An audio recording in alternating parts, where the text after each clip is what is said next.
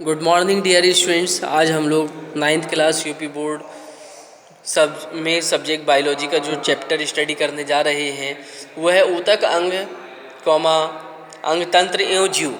और इसमें जो हम टॉपिक स्टडी कर रहे हैं वो है जंतु ऊतक। ठीक है, इसका क्वेश्चन लिखेंगे आप, जंतु ऊतक किसे कहते हैं, यह कितने प्रकार के होते हैं, उल्लेख कीजिए। ठीक, और देखिए जंतु ऊतक एनिमल टिश्यू। मनुष्य सहित सभी जंतुओं में अनेक प्रकार के ऊतक पाए जाते हैं। विभिन्न ऊतक परस्पर मिलकर ऊतक तंत्र का निर्माण करते हैं। विभिन्न ऊतक तंत्र मिलकर अंग, विभिन्न अंग मिलकर अंग तंत्र तथा विभिन्न अंग तंत्र मिलकर शरीर का निर्माण करते हैं। ठीक, ऊतकों के जंतु ऊतक के प्रकार। जंतुओं में ऊतक निम्न प्रकार के होते हैं। ठीक है, जंतु ऊतक देखिए कितने प्रकार के हैं ये, 1 2 3 4 5 6 7। पहला क्या है, उपकला ऊतक, एपिथेलियल टिश्यू, संयोजी ऊतक, कनेक्टिव टिश्यू, कंकाल ऊतक, स्केलेटल टिश्यू, पेशीय ऊतक, मस्कुलर टिश्यू, तरल संयोजी ऊतक, फ्लूइड कनेक्टिव टिश्यू, तंत्रिका ऊतक, नर्वस टिश्यू, जनन ऊतक, जर्मिनल टिश्यू। तो देखिए उपकला अथवा एपिथेलियम ऊतक जंतुओं के शरीर को ढकने या बाह्य रक्षा प्रदान करने वाले ऊतकों को एपिथेलियम ऊतक कहते हैं। ठीक है, ये शरीर के अंतरांगों एवं गुहिकाओं को ढकते हैं। एपिथेलियम ऊतक की विशेषताएं। इनकी कोशिकाएं एक दूसरे से सटी हुई होती हैं। इनकी कोशिकाओं के बीच अंतर कोशिका अवकाश नहीं होता है। इनकी कोशिकाएं एक परत या एक से अधिक परतों में व्यवस्थित रहती हैं। इन ऊतकों की कोशिकाओं में पुनरुद्भवन की क्षमता होती है। इन कोशिकाओं का स्थानांतरण रक्त कोशिकाओं और नर्व्स द्वारा नहीं होता। अगला है संयोजी ऊतक, कनेक्टिव टिश्यू। इसकी उत्पत्ति भ्रूण के मेसोडर्म से होती है। कोशिका में ये ऊतक सबसे अधिक लगभग 30% होता है। ये सभी अंगों के मध्य पाया जाता है। इन ऊतकों का प्रमुख कार्य अंगों को सहारा प्रदान करना होता है। ठीक है, इसका टॉपिक है संयोजी ऊतक के कार्य। संयोजी ऊतक अंगों को साधे रखता है। यह रक्त वाहिकाओं एवं कोशिकाओं के मध्य रासायनिक लेन देन का कार्य करता है। अंतरांगों एवं ऊतकों को बाह्य आघात से बचाता है। यह विषाक्त पदार्थों एवं सूक्ष्म जीवों को नष्ट करके शरीर की सुरक्षा करता है। क्षतिग्रस्त तथा मृत कोशिकाओं को नष्ट करके शरीर की सफाई करता है। अस्थियों एवं पेशियों को परस्पर जोड़कर शरीर को गति प्रदान करता है। कंकाल ऊतक, स्केलेटल टिश्यू। कशेरुकीय प्राणियों में शरीर को साधने के लिए अंतः कंकाल पाया जाता है। इसका निर्माण कंकाल ऊतक से होता है। कंकाल शरीर को निश्चित आकृति एवं आकार प्रदान करता है। शरीर के आंतरिक अंगों की सुरक्षा करता है, गति में सहायता प्रदान करता है। कंकाल का निर्माण उपास्थि एवं अस्थि से होता है।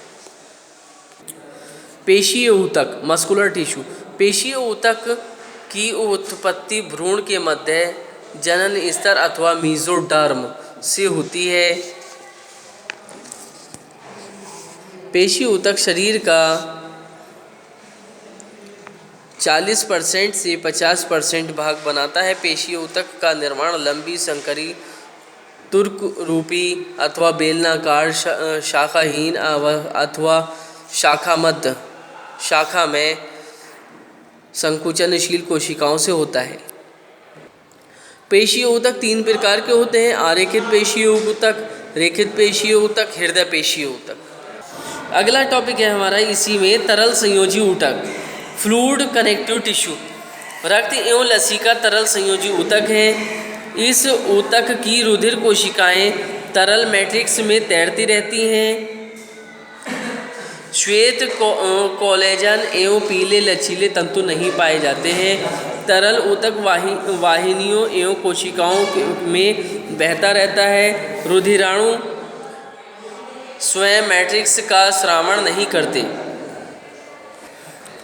तंत्रिका ऊतक नर्वस टिश्यू शरीर की विभिन्न कोशिकाओं का नियंत्रण एवं नियमन तंत्रिका तंत्र नर्वस सिस्टम द्वारा द्रुत गति से होता है। तंत्रिका ऊतक का निर्माण तंत्रिका कोशिकाओं, नर्व सेल्स और कनेक्टिव नर्व सेल्स और नर्व न्यूरॉन्स से होता है।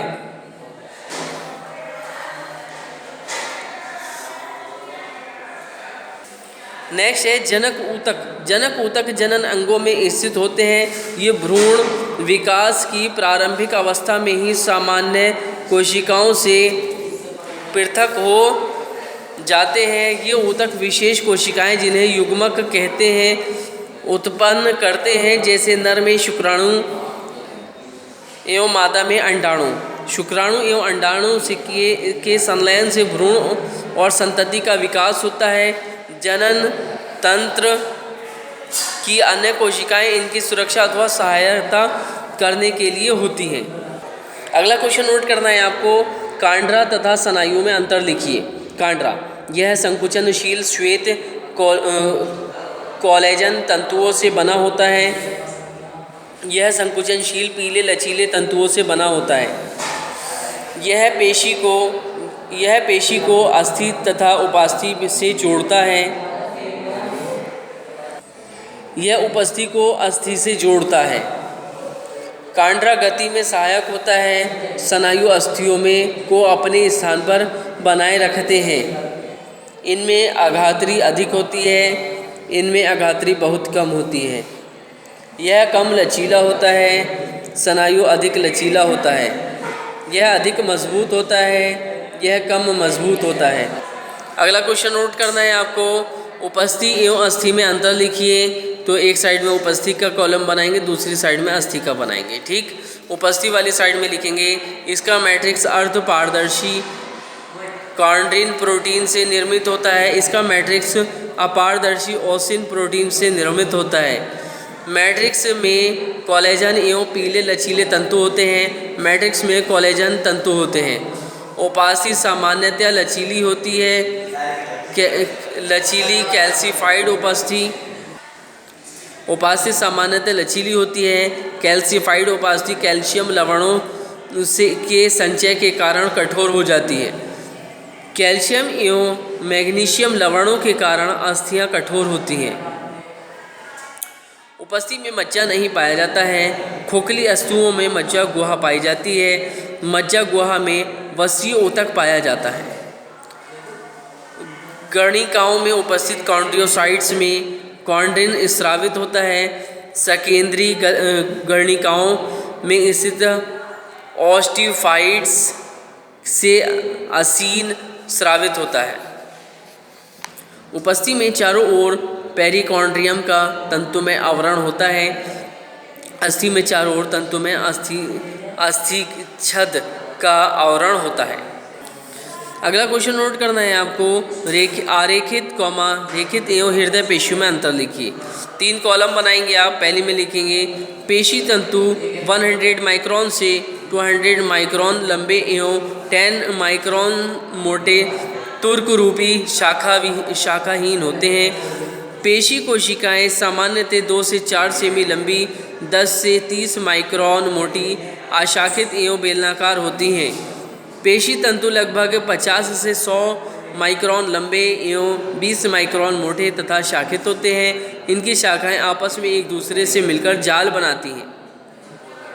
पेशी तंतु के सामान्य स्तर पेशी तंतु में पाए जाते हैं। सार्कोप्लाज्म के केंद्रक के चारों ओर पाया जाता है।